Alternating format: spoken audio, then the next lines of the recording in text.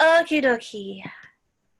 Hi, everyone. Welcome to our second workshop in the Afrowave virtual series. And today we're going to be talking about a apparently hot topic, and that is grant writing.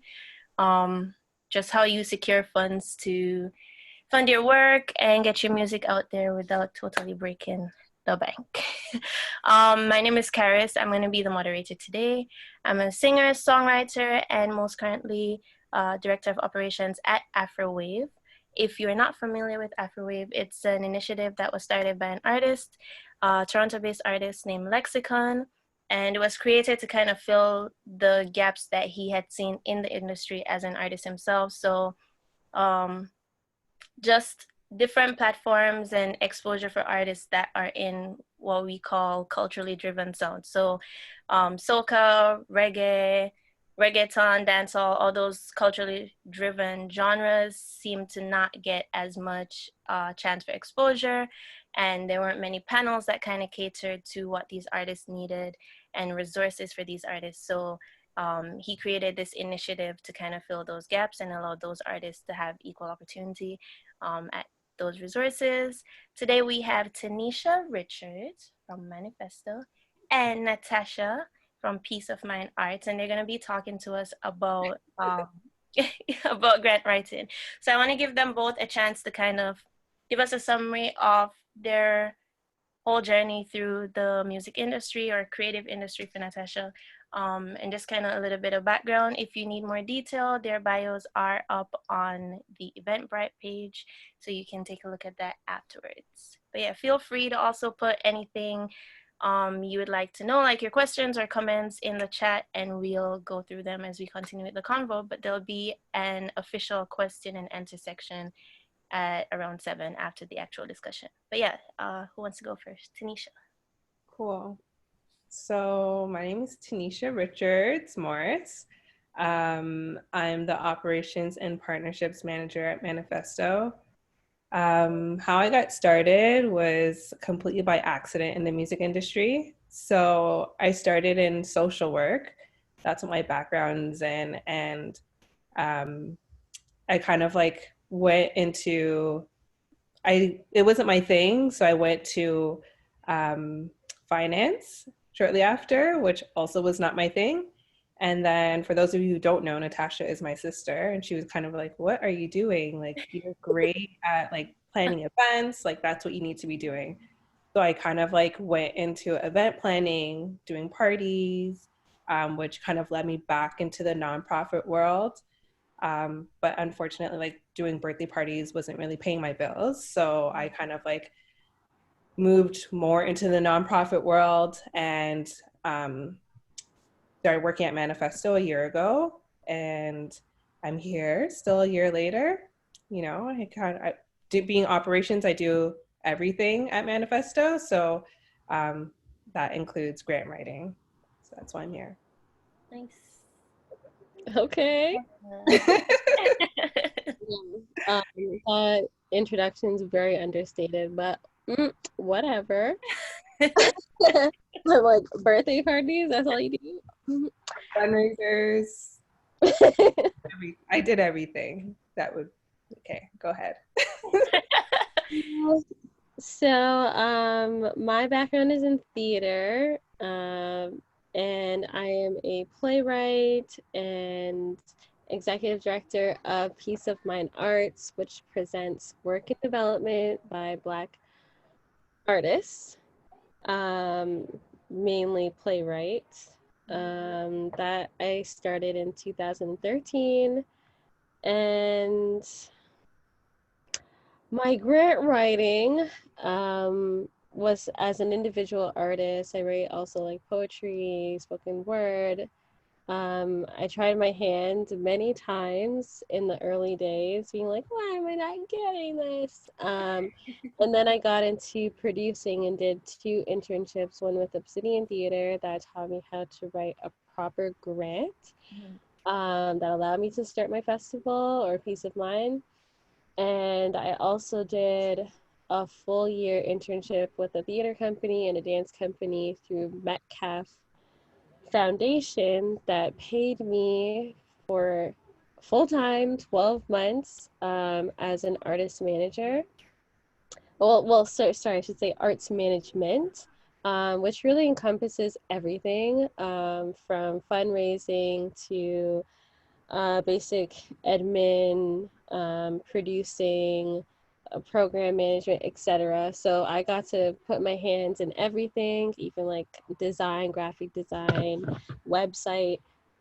And I was like, damn, they're not paying me enough for this.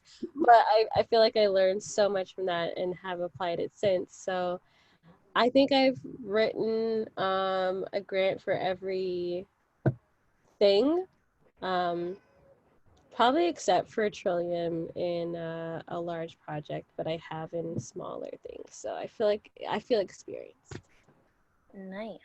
So I guess you both kind of covered how you got into grant writing as well. Tanisha, tell us a little bit about the grants that you do for Manifesto or for any of the other events that you've um, hosted.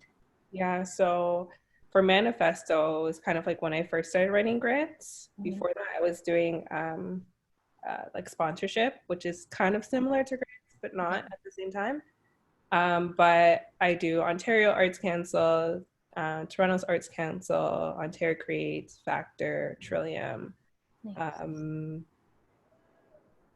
think that's it from the top of my head. Okay.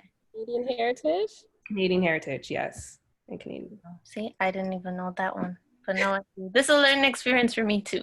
All right, so my first question would be, generally, what would you say are first steps for an artist trying to secure a grant, especially if they have never done that before? I know for me, I got my first grant. Lucky enough, it was like the first one that I wrote. I don't know why they gave it to me, but they did. In 2014 for music, and I had just migrated from Jamaica the year before. So grants, for those that do not know, it's not a thing in Jamaica, not like that. Usually it's for organizations or businesses that are gonna run like alongside government initiatives. For artists, it's not a thing. So coming here for me and knowing that, oh, there's like free money you can get for your work, I couldn't wrap my head around the idea or even know where to start with that. But I took a chance at Factor back when it was a demo program and kind of just blindly did it. And looking back now, if I was asked to do it again or what I did that made me get the grant, it was kind of like, I don't really know. I wrote what I needed to write and they gave me. So what are some of like the first steps that you could, that you would advise artists to take, especially if they're newcomers or they're immigrants or may not be familiar with a grant system even? It's ready. So one thing is what the eligibility of the grant is, and I'd say what they all have in common, for as far as I know, is being a professional artist, and that means that you request payment in exchange for your art. If you have very little experience, just like if you're getting a job for the first time, you really have to like buffer what you've done and make a case for yourself. So any associations and networks and even like little cabarets or whatever you've done, if you haven't really done much gigs, is going to be important leverage. But if you're like, hey, that's great because I've done a ton of things, then you should be in a good place as far as your qualifications. That would be the first thing, because I know just reading grants as on a jury, your bio is one of the first things that people read, or your organization profile, and they want to be like, okay, so you've done this, moving on. But if you're like, I played at the bar mitzvah 1999, it's gonna be like, I see. Yeah. There are grants for first-time projects or people that may not qualify for the like TAC, OAC, Canada Council. There's some on the fringe, I think, with Q.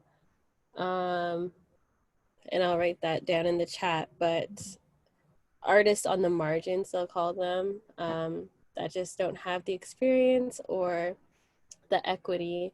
You can apply for small grants like $1,000 to start you off.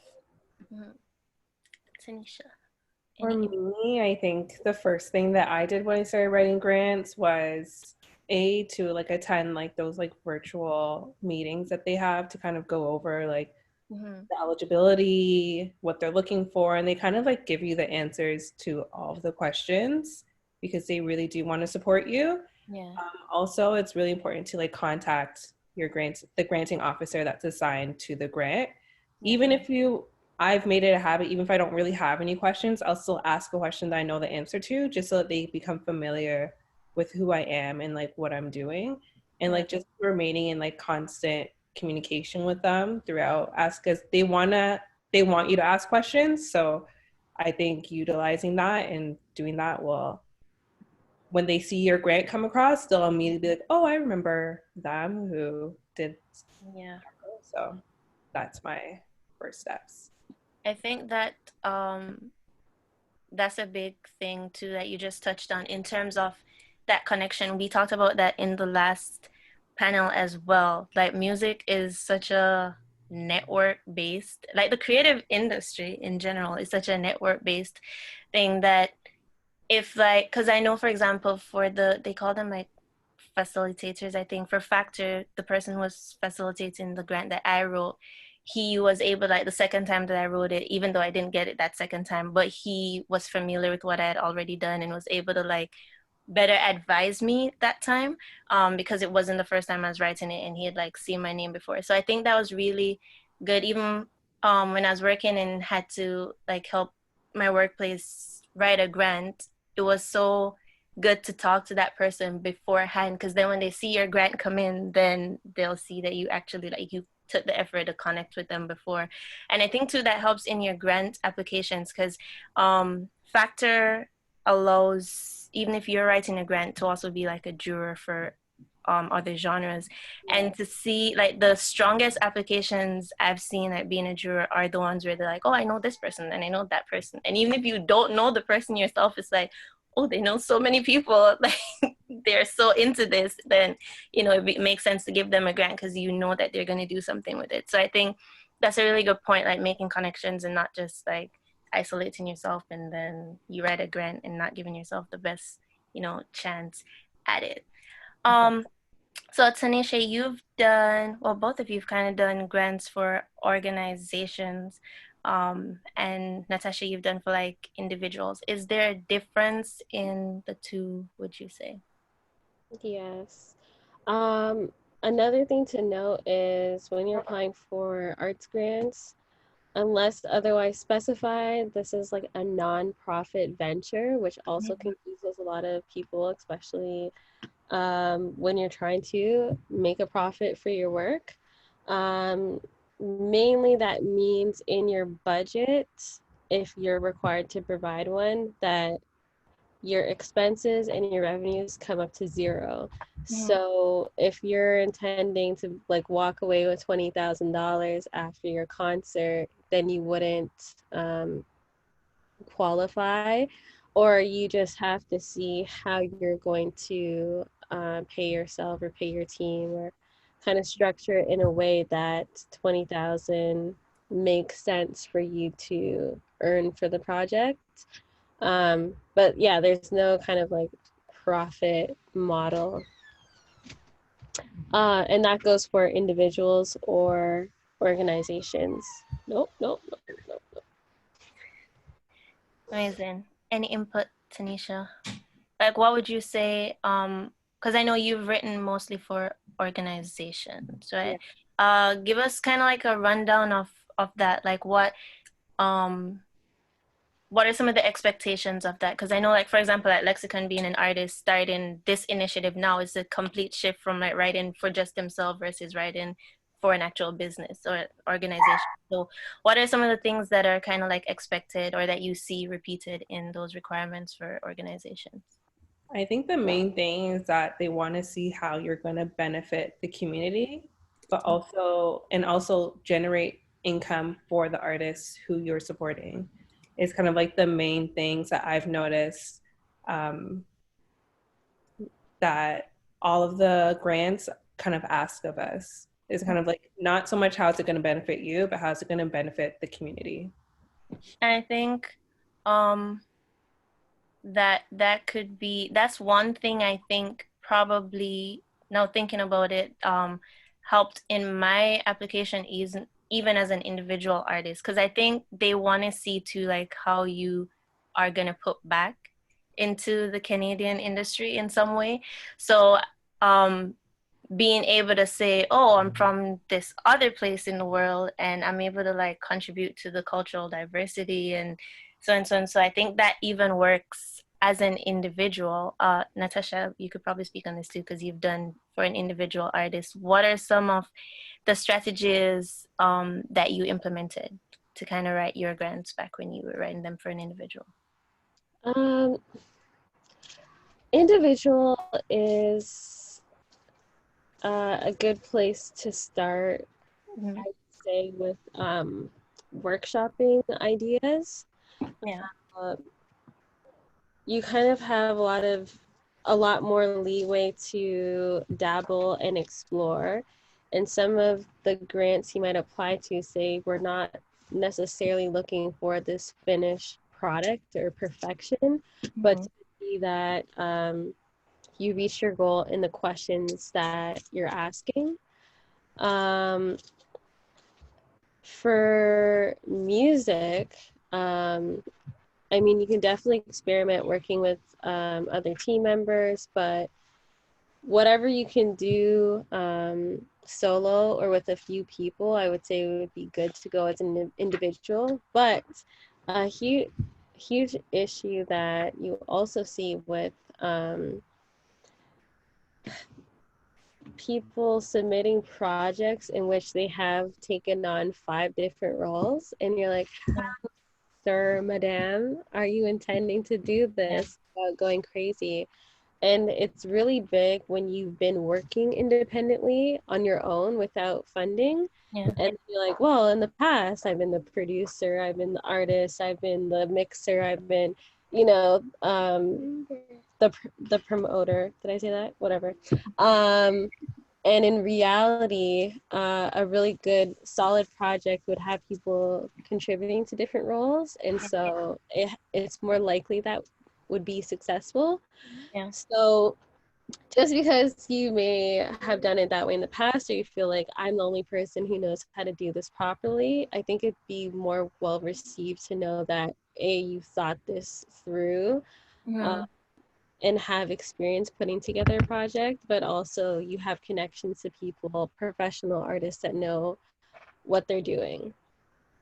Makes sense. And it's definitely the same thing for the community organizations. The more like they ask, like, are you working with any other organizations? I think when you collaborate, I think it's also a good look. And they're more, like Tasha said, it's more well received when you're working with a bunch of different organizations. They like to see like the community coming together. Yeah. There we go again, people. It's good to make connections and not burn bridges. So the next question that I wanted to ask are, well, we have a question here for Natasha. I think would be good to reach out to do that one before moving on. What are the organizations that provide small grants for people who are just starting out? So that's from Larissa. What was it? Well, I do know that Q and Vibe Arts provide those micro grants. But I would say, at least with the Arts Councils, they provide all the arts as far as like dance, music, theater, visual arts. I may be missing something. I don't know if going into a lot of people have questions like that are a little business related, like I'm a fashion designer, or I'm an event planner, or I'm an artist manager, and like where do I fit into this, because I'm still working in an art form, but I don't see where I fit in here. Unfortunately, I don't either, and it's doesn't appear fair, and I don't have much resources for people that don't feel like they fit within the artist definitions. But that's one thing that it's not widespread of how the arts are supported. It's pretty much like the basics. I know that Ontario Creates has a grant for like music managers and producers. So that's something that anyone that isn't, I guess, directly like more in the business of art instead of like an artist. Yeah. Oh, we have someone asking for there are some resources that we've already put in the chat. What I'll do also, just because we have them being requested here, is put Afrowave's email address, and then you can reach out after and we'll try to send you a resource list if you're interested in getting that, because Trisha just asked us for the resources. But yeah, so it's operations@AfrowaveTO. So just feel free to reach out and then we'll have that sent to you. Okie dokie. So next thing I wanted to ask was the things that you would advise an artist not to do when writing a grant, because there are a lot of things that you can do, but sometimes it's that thing that you should not have done that breaks you. So what are some of the things that maybe even from your own experience that you probably put in a grant and then you're like, no, never should have said that or should have said that? So what are some of the things that you would advise artists not to do? Tinesha, we could start with you. I think that we have a bad habit of over explaining ourselves. Oh yeah. We have to remember that these people are like reading like between 50 to 50 plus, and they don't want to hear you repeat yourself over and over again. I think getting straight to the point, being concise, even though there's a 500 word limit, it does not mean that you need to use 500 words. If you can get what you need to say in 150 words, then do that. I think that, and also not so much around like writing the grant, but we all also have a bad habit of like leaving things to last minute.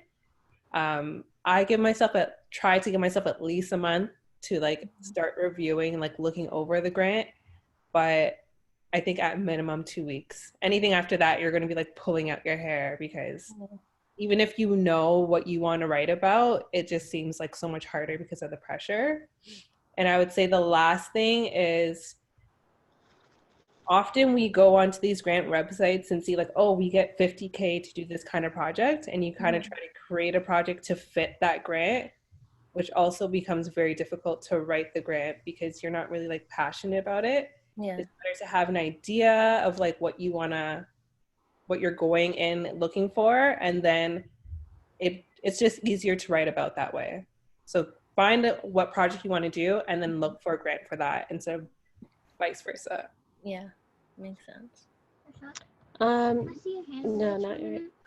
I would also say a lot of grants are now, you can, they have online portals. So even if, you know, you're getting down to last minute, once that's closed, it's closed, baby. So, it's a lot. And I mean, you might have got away within those paper applications, but those days have ended. Yeah. I would also say, you see a $50,000 grant, don't just apply.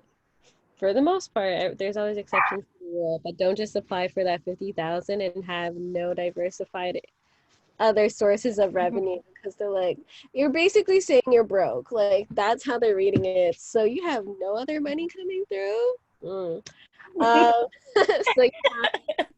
a little bad and bougie in your application, at least for organizations, not so much with individuals, because I think they understand that you're broke, but you gotta look the part with the larger projects. So applying for different sources of funding, as well as getting your fundraising, even if you're putting your own little pocket money, whether it's like you're investing $500 of your own money, for example, sponsors, etc. They just like to see that you have diversified sources of income, because if you don't get that 50K from that funder, your project is not happening. Whereas if maybe you got 30K from other places and not the money that you're asking from them, you can still do your project. You just have to scale it down.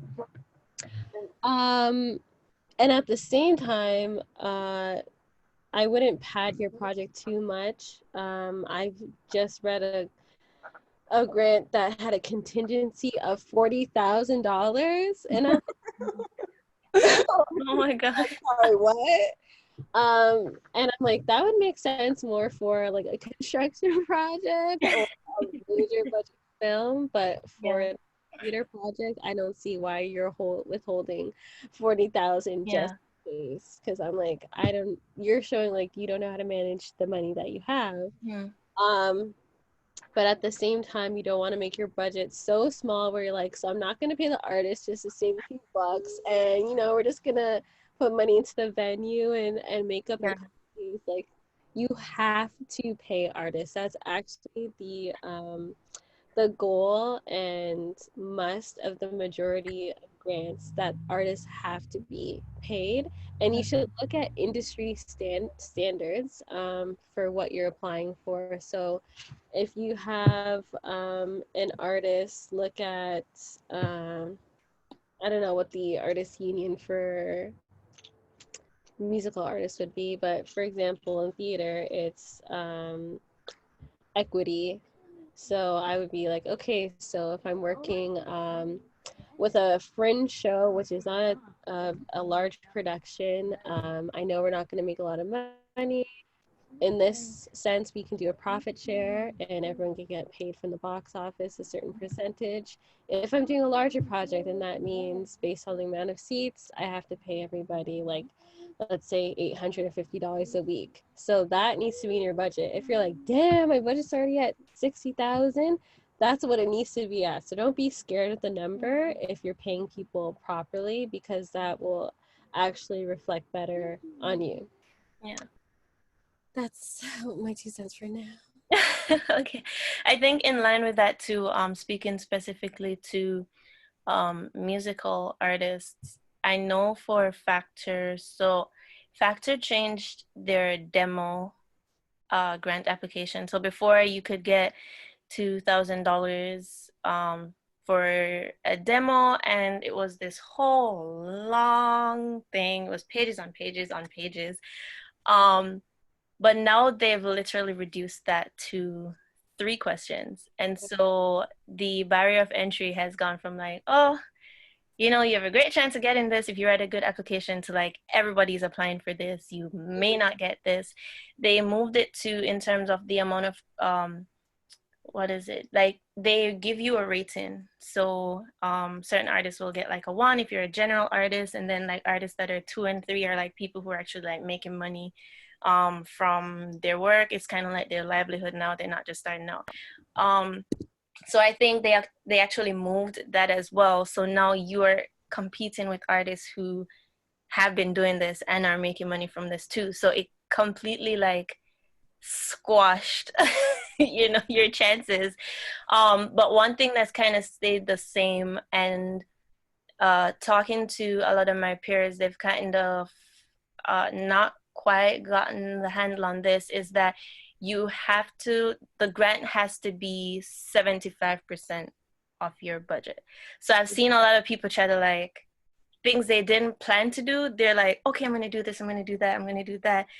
They don't actually plan to do it, but they want to make it look like the grant is going to be 75% off the budget. So I think that's also a good thing too. I think that as honest as you can be in your application is really important, because these jurors and the people who are actually selecting who gets the grants have seen all there is to see in the book, and they will know if you're lying on your application, or they'll be able to pick up quickly that something doesn't add up. And I think too, you were saying, yeah. You do get the grant Yeah. and you don't spend it properly, or you underspend, they'll ask you for the money back. Yeah, like that was the next thing I was gonna get to. But Exactly, that's a good point. On that note too, Natasha, you said like don't pad your application too much, and I think too that it's also important not to undersell what you've done, because a lot of times as artists we are so humble to our own detriment. So we'll do something really amazing and kind of downplay it because it's become like so competitive, for especially Factor, because everyone knows about Factor, or most people do. So it's become so competitive now that you kind of have to say, yeah, I worked with this person, I did that person, but kind of doing it in a way that doesn't, as you say, like put to over explain or like put too much in the application as well. And did we, yeah, we did answer this question that just came in. So on that note that you brought up, Tanisha, about how you spend and kind of like the reporting aspect of it, give us a rundown of what that looks like for the grants that you apply to. Like, how do you organize stuff? How do you kind of prepare for that reporting part? Because they're, for the attendees that are on that probably haven't written a grant, so you get this money, you get all excited, you get your project done, but you have to also submit receipts and everything to prove that you use this money the way you said you were going to use it. That's one of the things that kind of caught me off guard the first time I got a grant. So I had to backtrack and spend weeks and weeks trying to find proof that I did all this. And not just any proof, but like proof that they would accept that I did all this. So how do you go about kind of getting ready for that aspect of grant writing and organizing yourself? So all the grants are different. So I know Factor has the longest process ever. Like they literally ask you for every Everything. But for other, so what I do is I have a folder and I also have like an Excel spreadsheet. So I'll have the cost, like how much I'm paying people or whatever expenses I'm doing. When it happened, when I paid people, when it went out of my bank account, and then if the invoice is in this other folder or receipts are in this folder. And I kind of like, I also organize it by like artist fees, service fees, like very detailed, so that if you do by chance get audited for like, so like for Celebrate Ontario or Ontario Creates, you don't have to submit your receipts with it, but you could get audited where they'll ask you for the receipts. So it's important to always have them. So yeah, I pretty much, it's really just like, as soon as you spend it, track it is kind of like my go-to in terms of like spending. And then everything else is kind of like just answering questions like, what was the outcome? Did you achieve your outcome? Why or why not? Those kind of things, like basic questions that should be easy to answer. Yeah. Anything, Natasha? Well, one, you have to acknowledge where you get the funding from in your promotions and maybe public acknowledgement. So if you made like a big video, this is in your budget line, you said you're gonna pay a video artist like $1,000 to film and edit. It's bashment, got so much views, whatever, and then when it comes time to reporting, you're like, oh my goodness, I forgot to add the logo of Canada Council. This is so shameful. And then you call the videographer and you're like, can you please add it so I can send it to them and make it look like it's there the entire time? You don't want to get caught slipping like that because they'll not be happy about it. And a lot of times they do have staff that track these things. So again, if you have a poster, you printed 1,000 posters and you're like, oh shoot, I forgot to put the logo on that. Like it's just disrespectful to them to be like, oh really, so we gave you 15K, you're not even gonna like say nothing. When you're at your events, you just want to also get acknowledged. The funders can't talk to you, thank you. And yeah, so they're gonna want to see ways in which you promoted or acknowledged, so that has to be there. You have to submit your report or you cannot apply for more funding. So you might like, oh, this is perfect, we have this project on the go, but forgot to submit that report and now you're Yeah. stuck. Keep copies of past grants and, you know, continuing to update, but you don't want to be writing a grant from scratch every single time. It's like a really big energy consumer, and people are going to ask you for this information the more engaged you are in the arts world. So Yeah. just continue to like track the stuff, not that you're like copying pasting, but you don't have to go from the beginning. Rewrite everything. Yeah. I think also a note about Factor. Factor's made some, it's the grant that I have the most experience with, obviously. They've made some good improvements to things. And one of the things that they do that I know a lot of artists aren't aware of is, I forgot what they call it, but I think it's like artist contribution. So sometimes you sit and you go on Wix and you spend all this money every year to keep this website that you so creatively designed. That counts as artist contribution. There are other things too that it's kind of stuff that you did in-house that you would normally pay other people for. So that's a good thing to kind of help with your budget as well in terms of tips and tricks for artists that aren't aware, because they do allow you, I think it's up to $500 of artist contribution. So things that you may have done that you probably would have paid a third party for, you can up to $500 you can add that as well, but it has to make sense. You can't like, for example, they probably wouldn't accept, oh, produce this whole album myself, as because that's what they are giving you the money for, in most cases. So it's kind of stuff like your website or any of those other little things that kind of come around the music itself, since they are funding the creation of the music. So that's a good thing to note as well. Also, Um, say if you do underspend from what you originally suggested, so long as it fits within, so like if you have to do, if they're only giving you 50% of your total budget, yeah. so long as the amount that you got is within that margin, then it's okay if you underspent your original Yeah. budget. So there's Can I another also say something about taxes? Because that will come up, especially for organizations. The more money that you're receiving, whether it's through grants or sales or whatever, you're gonna start having to report once it's over 30,000. And if you're paying artists, even if they're contract workers, they're gonna be asking for that T4. They're not trying to be under the radar. So in that admin budget, a lot of times you should consider incorporating or I mean, a basic incorporation is really all that's needed, but if it's under your name, just know that all that money is under your name as well. A separate bank account, and you know, hiring an accountant or a bookkeeper, even project based, to track that spending and know how you are supposed to be reporting it to the government. And in the case that you have an audit because of a certain amount that you received, you know how to manage that. Nisha, how much is an audit? 100, oh, to ought to pay No, an how audit. much to pay an audit? Yeah, pay an auditor.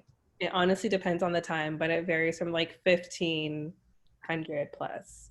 Yeah, Depends on I how much think time on has. average it's like 6,000 per year if you're getting a standard audit.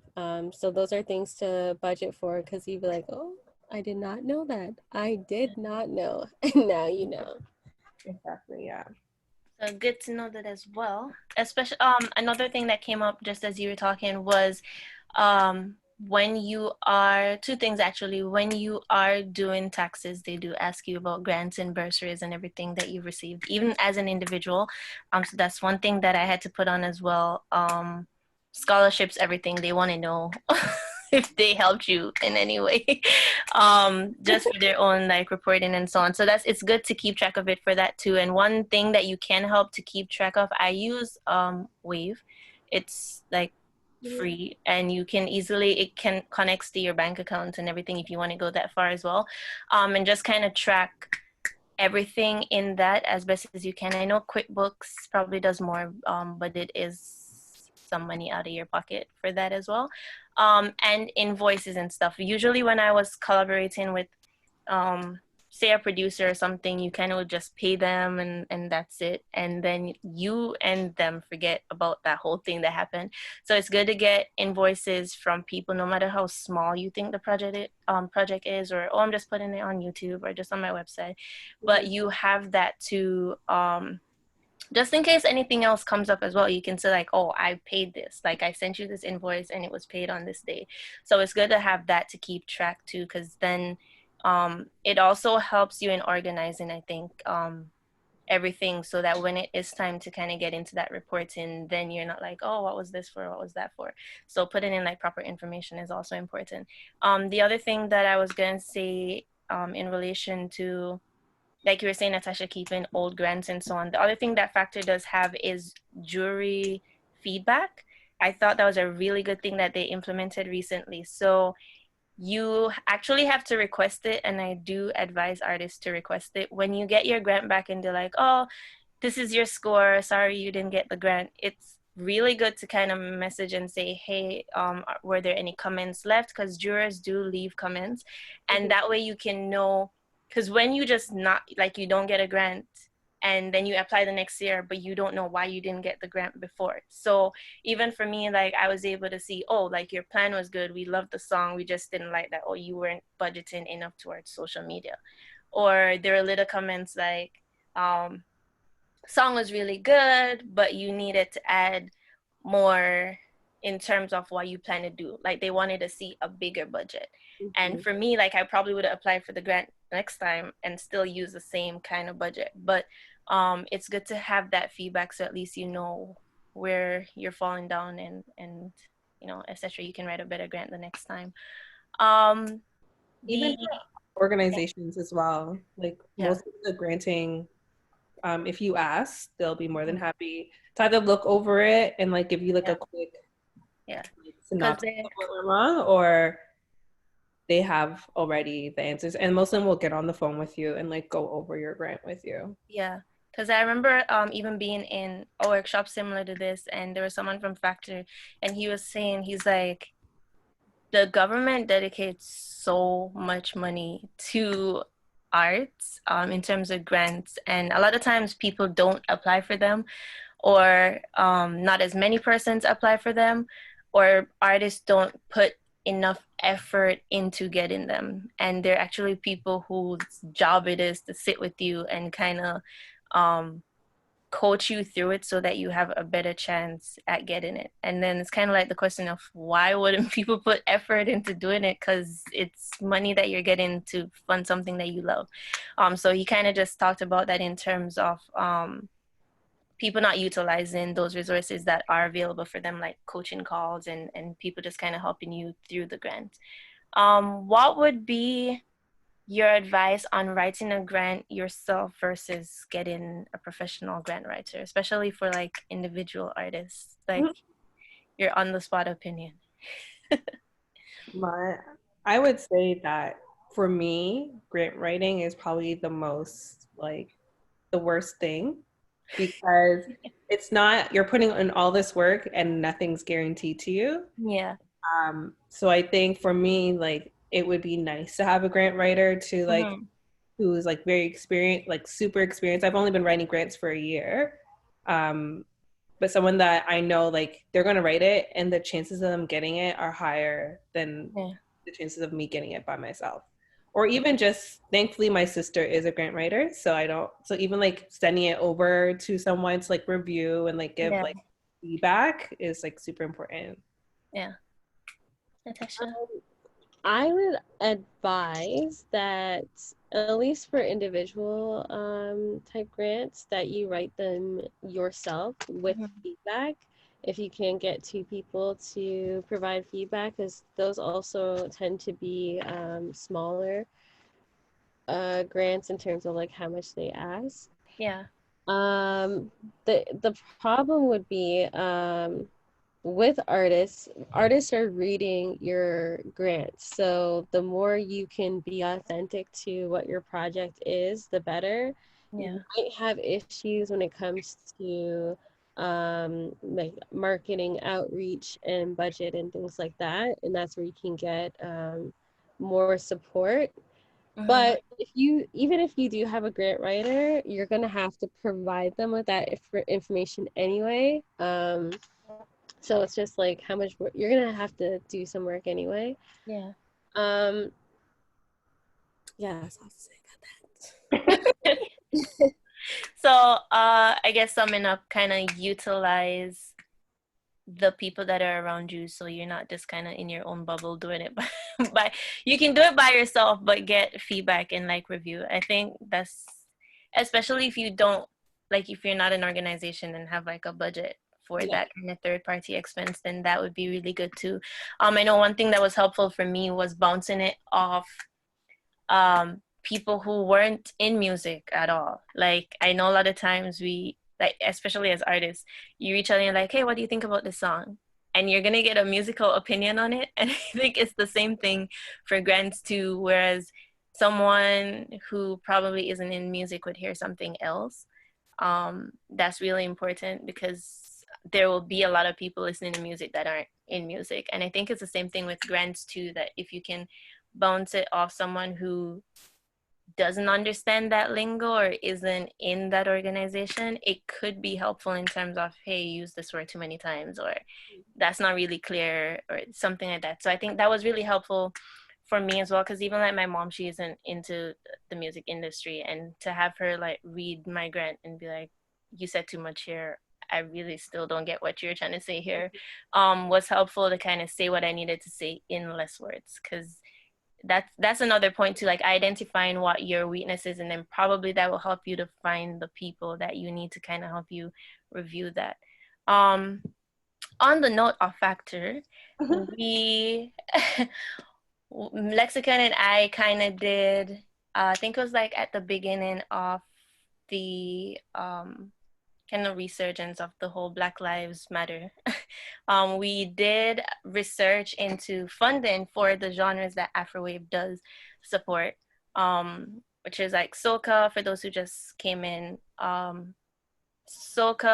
Reggaeton, Reggae, Dancehall, those genres that are culturally driven and tend to be mostly consistent of artists of like African descent and Afro-Caribbean or Afro-Latino descent. And we did notice that those genres were significantly less funded than genres like alt rock and they call it Canadiana, and a bunch of other genres where you typically would not find people of color. Um, One or two exceptions, but for the most part, there was like reggae was significantly underfunded. Dancehall was wrapped into reggae, even though people of color separate them. And so there wasn't even much about reggaeton and little like smaller subgenres that we could find. And so it kind of posed the question of how hard is it for artists of color to kind of get those grants. So is there anything that you can say on that based on like your experience? Like, have you had difficulty getting a grant? Natasha, maybe you're able to speak more on this in terms of what your organization does, but have you found that in your industry, or had difficulty getting a grant because of that, or found that it's been harder for you to secure resources that would help you get a grant in terms of like the relation to artists of color? Yeah. Mhm. Well, you know, systemic racism exists everywhere. So also in grants. I would say it seems to be getting better because a lot of the juries are composed of the artists that they will consider priority. So that could be like Francophone, it could be young generation of like Yeah. 18 to 30-year-olds, can be indigenous, people of color, and disabled. Mm-hmm. So that helps get different opinions in the room because I remember being on a spoken word jury, and there's literal spoken word, and there's a juror like, I don't get what's happening. And I'm like, okay, Yeah, well, there's different understandings of what that means. yeah. So there will be someone like me or another artist to be like, no, that's right on time, sir. um, and there's also when you kind of get into statistics, a lot of times that you would maybe in defending, you know, why this project is important or urgent, and you start talking about, you know, black, for example, black artists being underrepresented in a certain genre. A lot of times they're like, but like, where is the proof? And you're like, I just told you, but where's the proof? Yeah. And you're like, okay, so no amount of proof is going to prove it to you. And in a sense, sometimes just advocating for yourself, if there's someone that is hoarding these deep, dark resentments, they're just going to be against it. So I don't know, sometimes it's great to claim the cultural background or significance of who's applying that's not part of the mainstream culture. And sometimes it's a hindrance because it's just misinterpreted as some type of like struggle narrative, which it is not. So yeah, I think it's just a fine line of like how much information you give about yourself. So that's why, you know, sometimes you just got to focus on the story and what you're trying to project, and not so much on who you are and what you're composed of, because yeah, it's just, it gets into different territory, which is like subjective. Yeah, makes sense. We can do snaps. Yeah, I agree. Tanisha, anything from you on that? No, I agree with everything that Natasha had pointed out. I've never been on a jury before, but I do know that speaking to granting officers, knowing that they're trying to do better, but still have a long way to go in terms of like representation. Even like the term persons of color, that's like so broad, Yeah, doesn't necessarily mean that there's a Black person on the jury. yeah, yeah. Right? Oh, and like just a little insight too, just like a lot of projects, especially now or like post COVID, are extra hard claiming diversity and not funded. I mean, sorry, not led by diverse artists. It's like white project leads with like Black artists, like Black actors in this case. And I'm like, so the writer's not Black, the director's not Black, the producer's not Black, the stage is not Black, but this is a diverse show that you researched Indigenous culture to write about. I'm like, no. Yeah.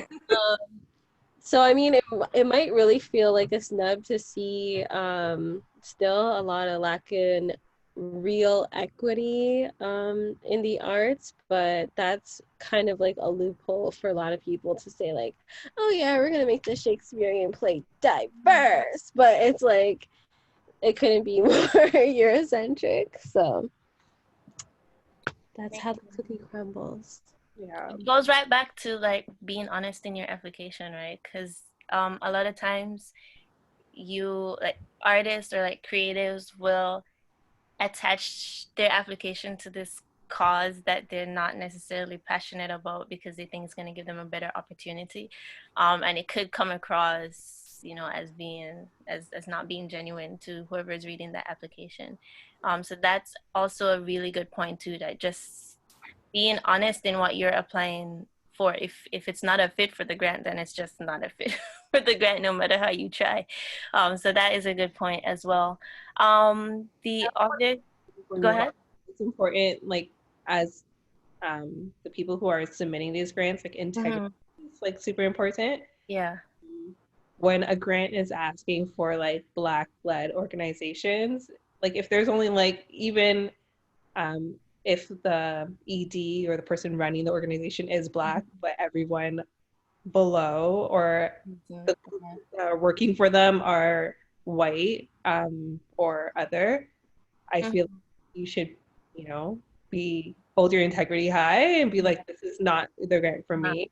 Send it on to an organization that is for real Black led. Yeah, yeah.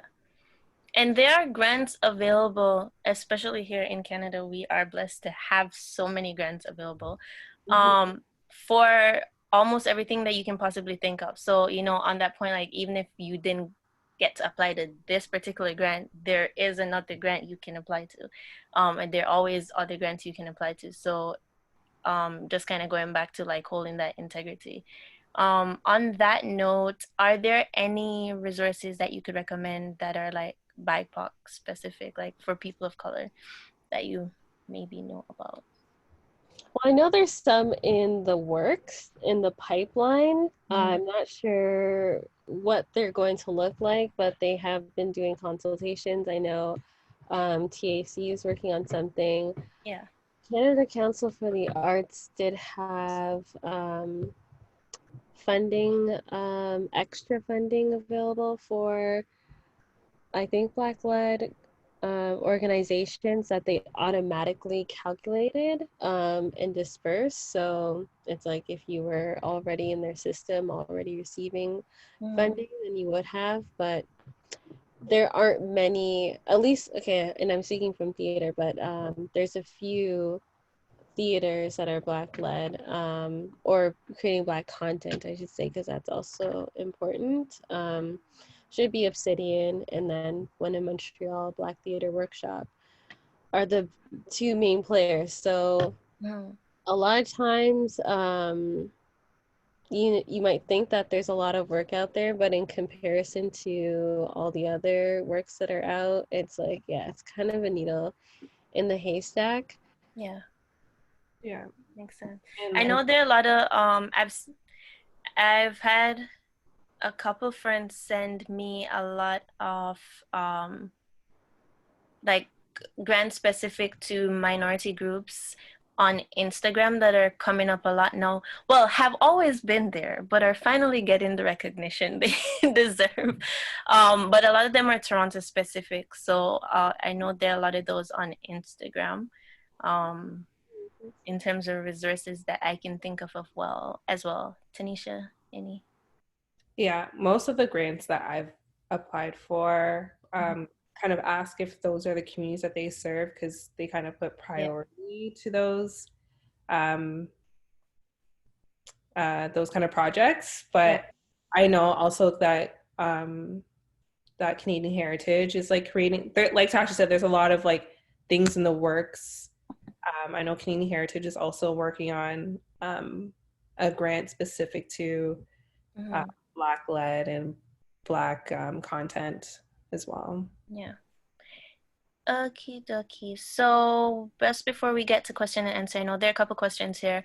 Anyone else who has a question, we'll be going into the Q&A section now. So feel free to post that either there's a little button, say Q&A at the bottom of your screen, or in the chat itself. Doesn't matter. I have both screens open, so I'll just ask the panelists that. But before we move into that, is there any general takeaway, anything you wanted to add before we get to those questions?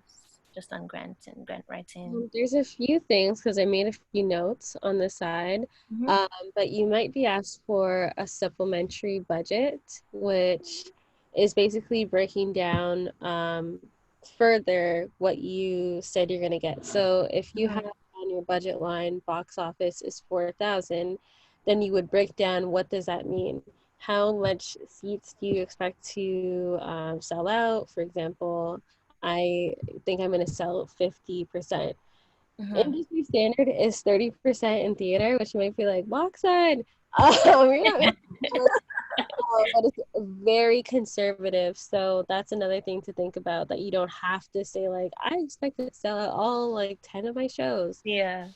They're just kind of looking for something that might be more realistic. Yeah.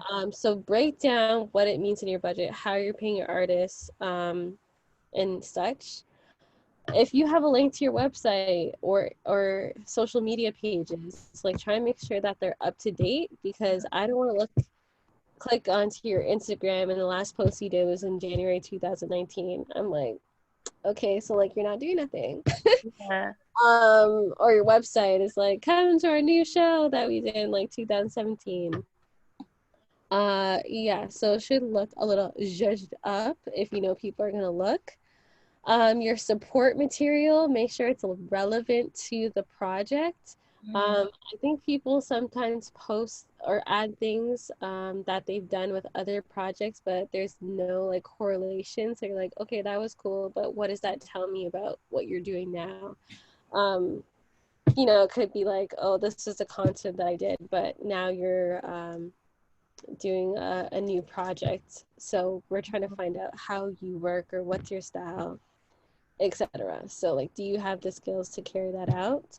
I saw a really great video that was showing the development process of people having a rehearsal. They're reading lines, they're talking about like what works, what doesn't. They're trying to do some audio work with a different language happening at the same time. There are people saying like, oh, I can't understand like when that's happening. They're like, okay, good feedback. And then like, and hello, I'm Natasha, the director, and my concept was da da da da da da, and they go back to some B-roll, and I was like, okay, you're bringing me through the story. Like I feel like so connected now versus just like some lights and like concert. So as an artist, like you can feel free to like play it more of the connectivity, the emotion. It doesn't have to be like so commercial. Yeah. And with your concept, like it might be something as simple as I'm doing like an 80s homage to the 80s. You know what the 80s are. I know what the 80s are. So yeah, something like that. It's like you have to go more into detail. What specifically about the 80s do you like? What experience with the 80s do you have? Like how are you gonna break down your songs, etc. But kind of just giving a little token of information is like, I don't understand what this project is. And then links. If you're adding links, please don't send some whole gigawatt, gigafont. Like I don't want to crush my computer. Just give me a YouTube link, a Vimeo link, a Dropbox link, and try and avoid like the large files. Because I mean, like I'm supposed to, and I do, download them, but I feel hesitant about contracting a virus. And I think those are the other little notes that I had. Just on off your point before we get in with Tinesha, and then to our questions that we have here. For artists in participation right now, attendance, most of the grants that all the grants that I've ever written have asked me for supplementary links. So if you don't have a website, you may want to just put, if it's even a landing page up, because grants will invest in you when they see that you're investing in yourself. They don't want to just they could give money to any artist, but they want to see that you are doing something. So having a little YouTube channel where you put a cover or an original, just have other things other than, hey, this is the track that I want funding for. So I know a website was really helpful for me. Social media, I know our last panelist was saying, even if you don't use Twitter, have a Twitter account and just go on 1-2 times, put something up, just kind of keep it updated. You don't need to do it the way you do Instagram or Snapchat or whatever else that you do in terms of social media, but kind of be present, kind of show that you are investing your time, your energy, and your own money into this, so that they'll be more willing to invest in you. So that's a good point to just off what Natasha was saying. Tinesha, and then we'll get straight to our questions. I think from an organizational standpoint, it's important to be creative. I think what we see a lot of is like repetition. And, you know, what I love about Afrowave is that you guys saw that there was like something missing and you kind of fill that gap. And I think that's important to I'll take credit for lexicon. that is what's important to like kind of like ensure, even if sometimes if a granting officer sees like something that's unique and maybe you didn't write your grant properly, they'll email you and be like, hey, just change this up a little bit and Yeah. resubmit it. If they feel as though it's something that the community or the group that you're serving needs. So I would say to honestly think long and hard about what kind of programming you're putting out there. Look at what's already out there and see what's missing. And that will kind of like guarantee success, in my opinion. Same thing for artists too. Our panelists said it last week too. Like you don't want to give. Obviously, it's kind of hard to come up with something that's never ever been done before, completely out of the box. But you want to. It's a saturated market, the creative industry, and you want to stand out in some way and kind of prove that you are worthy. You want to give them something that's gonna make them remember your grant. Exactly, because they If are it's they're going through a whole lot. like So, Natasha just talked about someone that did this like crazy thing. And yeah. read 100 grants, but she was like, remember that one. Yeah. on point. So just so we have enough time with our questions here, I see one from Chris. Chris is asking, he says, hi, Natasha and Tanisha, great to see you both again. And thank you for your time. So his question is, what's your experience, or do you know if it's possible to have your for-profit business partner with a non-for-profit proxy in order to gain access to grant funds? For a specific project, aim to get artists paid and make a profit. So could you could a for-profit partner with a not-for-profit in order to gain funds you probably wouldn't be able to as a for-profit? I know in some cases, with outside of the arts councils, that is a possibility, but those tend to be very large scale grants that are like 3-tiered, and at the top tier, it's like, you know, what they would call like societal change in some way. So adding on a business with this for non-for-profit, you're coming together would be like, say, some $100,000 or $500,000 grant to make societal change, and that's why it's such a large scale. But otherwise, they want to see non-for-profit, point blank, period, which I mean, I don't fundamentally agree with artists. And in Canada, it's like maybe 98% of arts are under the nonprofit umbrella, and I think it kind of devalues art over time and makes it very competitive, but with a ceiling. And for the for-profit, at least in theater that I know of, like Mervish is a good example and like one of the few examples, but that's also like big bucks because they own all these properties, venues, they're bringing in large-scale productions that are seen worldwide that they know people are going to go to. You're not going to see something kind of like unconventional Canadian original play. It's gonna be like The Lion King. So I think it is difficult to find that balance of like the long term of the arts when you do want to start to get commercial success. And at the end of the day, I think the answer to that is just taking the risk and finding wherever that revenue is going to come from, whether you build it from the ground up or you have a modest, investment of $1 million. So either or, it's just not designed at this point to thrive as both.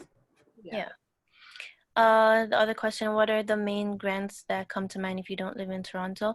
So we went over a couple of those, Lincoln, and I'll also get a resource list that we'll send. I'll put the email again. So it's operations@AfrowaveTO.com.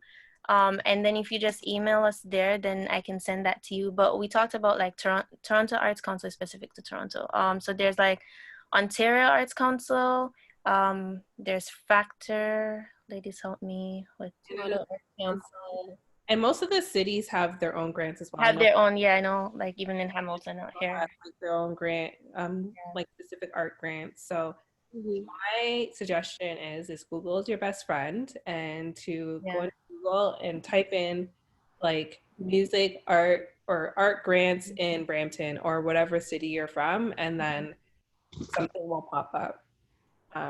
I know there's also, you also have to pay for it, but there's a resource called Grant Genie that pretty much has like all the grants you can imagine, and it's like you fill in the blanks of what your project is, and it'll give you all the grants that apply, because there is a lot of grants for that are like for-profit businesses that are giving away grants. Normally you have to be a charity, but nonetheless there are some grants like with like Bell, Telus, those kind of things. So there's grants everywhere. It's just you just have to look for them.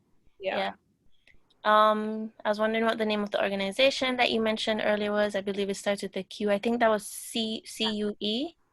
Yeah, Natasha posted that earlier in the chat. So it's CUE grants, and the website is Q Art. So CUEartprojects.ca, and Tanisha just reposted it there for you. The other question that we had was, how do you deal with COVID cancellations of gigs on the application?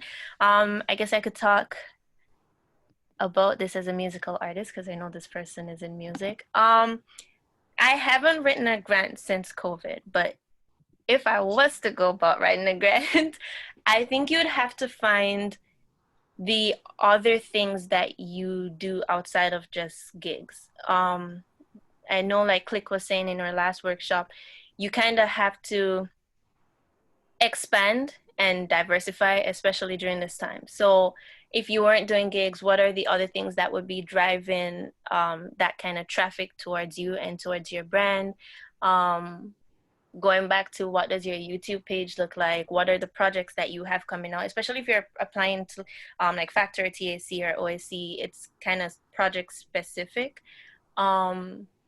Who are you collaborating with? I think now is a wonderful time. I've started doing this myself to kind of get out of your own bubble and reach out to people on Instagram, because a lot of people are just sitting home with all this creative energy and kind of be like, hey, would you like to work on this project? Would you like to work on that project? And that way too, you're creating this network that you can also add to your grant application. Like, I'm working with this person in the city, I'm working with that person.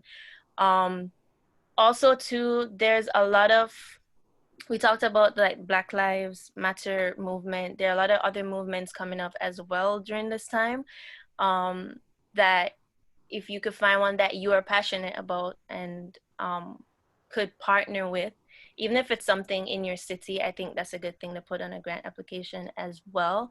But once again, be honest, be genuine. Anything from you, Tanisha or Natasha, on that? What do you do in terms of like cancellation of gigs? What do you put on your grant application? How do you deal with that? Larissa kind of said they've been very lenient about if you have a grant already, about the way you report for it or how you spend the money. A lot of them have kind of been like, you know, so long as you spend it on music creation, however that looks, that's fine, even if it's not on the specific project that you've been working on. And for applying for grants, what they're asking is for what you want to do, and then what are your backup plans if COVID hits again. If kind of ask for a backup plan. If it doesn't ask for that, I would just include it, because it looks it makes you look like you're thinking of all aspects of the possibilities. So I had also all the grants only available to PRs and Canadian citizens.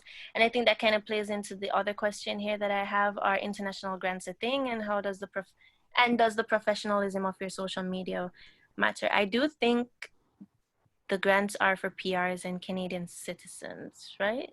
I don't know one that hasn't asked me to not be one of those two things. So international grants, can you guys speak on anything that you've probably applied to or know about? And does the professionalism of your social media matter? I know Natasha just posted a website for international. So I know. Oh, go ahead, Tasha. That's fine.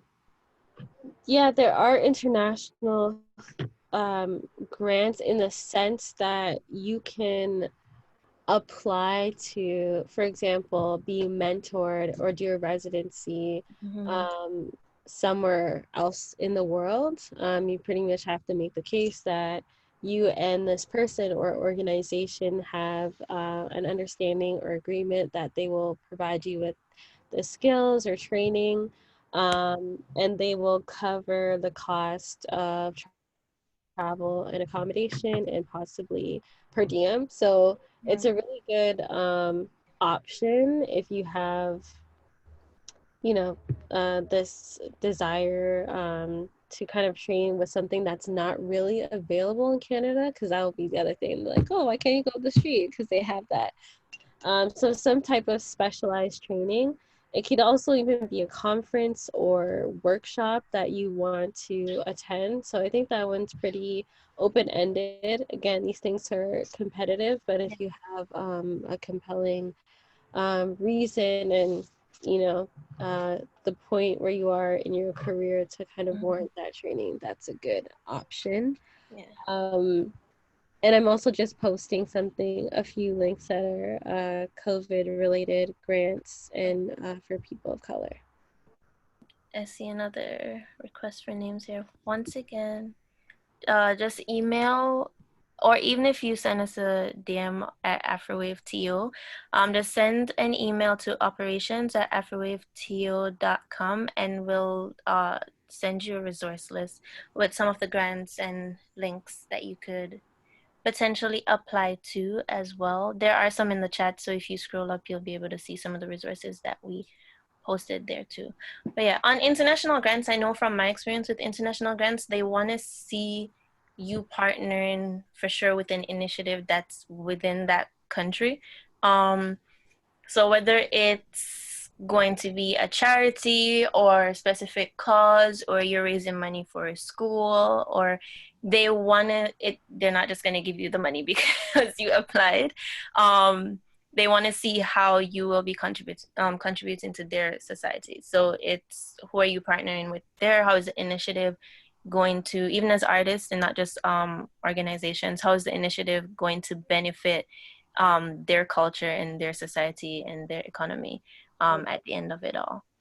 But And yeah. also for artists, there's a lot of like travel grants. Like if you Yeah. have like if you want to tour and things like that, there's a lot of Yeah. travel grants. I know that that all the councils have one, but so long as you kind of have like gigs already set in place, then Yeah.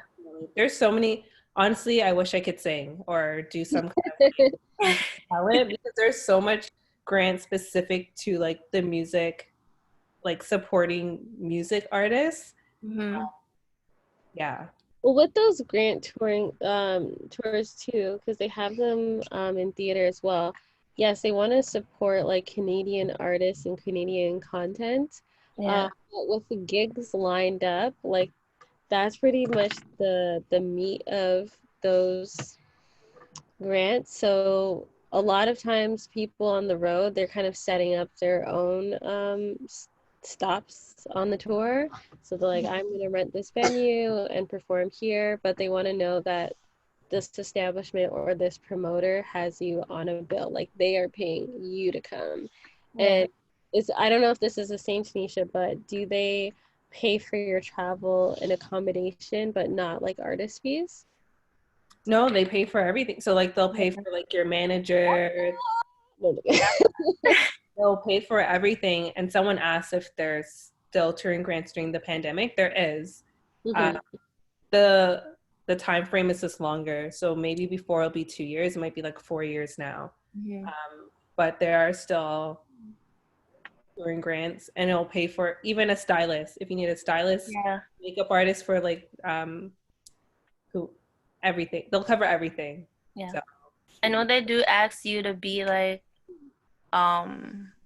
pretty transparent in your application though. Like they want to see like all the stops that you intend to make and the whole team, like stuff like that, but they are available. I do know that.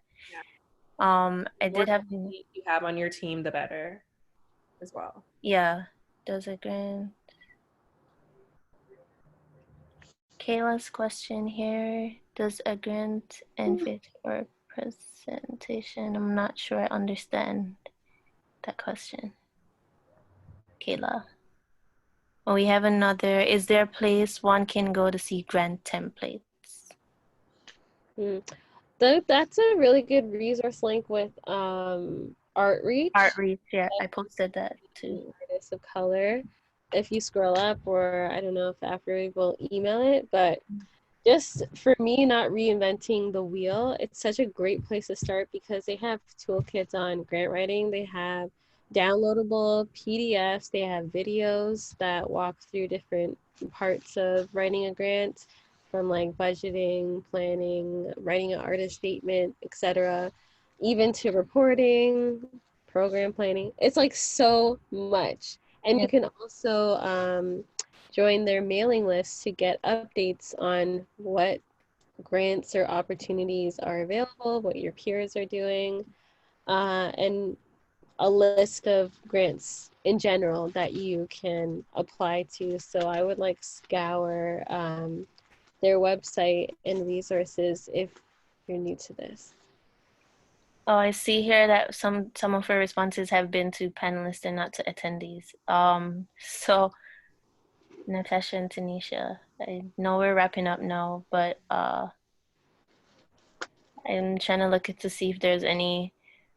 Okay, so Tanisha did respond saying that she would suggest reaching out to nonprofits or charities that would fit your project and they can apply for the grant for you. Because I just realized we've been sending the links sometimes to all panelists instead of the attendees as well. Also, just again, because someone just asked me about the links, if you email operations at Afrowave or DM us about these questions, we can send you a resource list with some of the links that have been put here. Anything that I miss, I'll just ask Natasha and Tanisha to send our way as well. We're getting a bunch of questions here. And once again, we probably won't be able to get to all the questions because we do want to respect everybody's time and wrap up when we said we would. So send your questions our way again, operations@afrowaveto.com, and then we can try to get the answer for you from one of the panelists if we don't answer it before we close. I feel like grants for music videos specifically are becoming less and less. Besides MVP and Factor, are there any others that we may not know about? Um, as a musical artist that has tried to get funding from music videos, I think that you've kind of hit on the only two that I know of that are still active. There used to be smaller grants when I just came here that aren't active anymore. And the only other place I've seen anything from music videos have been like independent studios that are looking to help artists during this time on Instagram. Trying to think of any of the names that come to me right now. That they've kind of decided to kind of allocate some of their funding towards that. But Factor is probably the biggest player right now in terms of music videos. Yeah, all the other ones that I knew of when I just came here, they don't exist anymore. They're no longer active. So music videos are a bit harder to get funding for. I know there are some grants, I think OAC, I think, and possibly TAC, where it doesn't specifically say music videos. No, not OAC, they don't fund music videos, but there's some that don't specifically say music videos that allow you to apply for money for music videos. I think the budget does have to be split though between the visual and the actual demo that you're creating. So you can just look at some of their requirements for that as well and the things that they fund and don't fund from those major grants like Factor, OC, TAC. When writing your grant proposal, do they require a picture for you or specific attachments, or is it just writing? Kayla, for music artists, they do require, they don't usually require a picture but it's something that they allow you to put in your supplementary stuff. I don't know about for organization. I don't think for organizations that that's a requirement, but I know for a fact that they do allow you to add that in, like a press photo as a supplementary thing to kind of help boost your application. You know, you're investing in your photo shoots. I know that they usually ask for a bio though. So if you have a good artist bio, I would say have a good artist bio written, so that you can submit those, because they do want to know a little bit about you and kind of why it's important to fund your work over any other artist. Um, Seeing if we have any other questions here. Does Factor have something like you can submit photos from projects that you've done, Yeah. that they kind of promote those stories? I think that's really helpful to Yeah. just promote yourself in the industry. So getting really good quality photos of what happened so that you can be featured and have these things on hand when you need them to promote. That's true. So that's another thing too, in terms of like organizing and keeping, it's good to keep those things. Like Natasha said, you don't really want to rewrite a grant from scratch. I've done it and it's not fun. So keep like your cover art for your projects, especially if you had like a big team work on it or something that you really, really invested in, or that did well, YouTube, Instagram. And you want to kind of have a press kit made, not necessarily to send out, but that you can access resources easily. So your press photos, bios are stuff that they usually ask for, and kind of any, I know Factor's link is kind of like you can attach anything you want. So like reference letters, any links to YouTube videos, press photos, bios, stuff like that. What grants help you with stylists? Natasha mentioned it, but I can't recall. I think Tanisha mentioned that. It was just touring grants, I do believe. Yeah, it's a touring grant. So like it just any fees associated with putting the show or the tour on, you can um, kind of account for that. Yeah. So that And would be in your budget breakdown, you mean, of Yeah, like yeah, how you specified and how you're spending that money. yeah. yeah. And So it's it's not a grant specifically for styling. It's like you can include that person as a part of your team, and then they're funding for the team. So you can include your stylist as part of the team.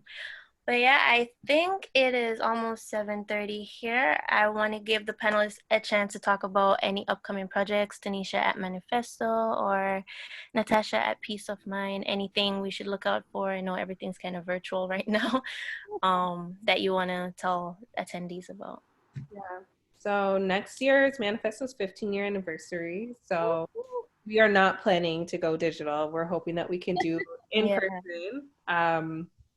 Also, we are also doing kind of like a series where we kind of highlight artists in the city, Nice. not just in Toronto, but like in Canada.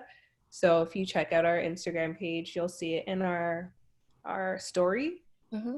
and or you can shoot us a DM. If you have any like project ideas, we're always looking to collaborate and better serve our community. So if you have any ideas of programming or events that you want to put on that you think that Manifesto could support you in, feel free to reach out.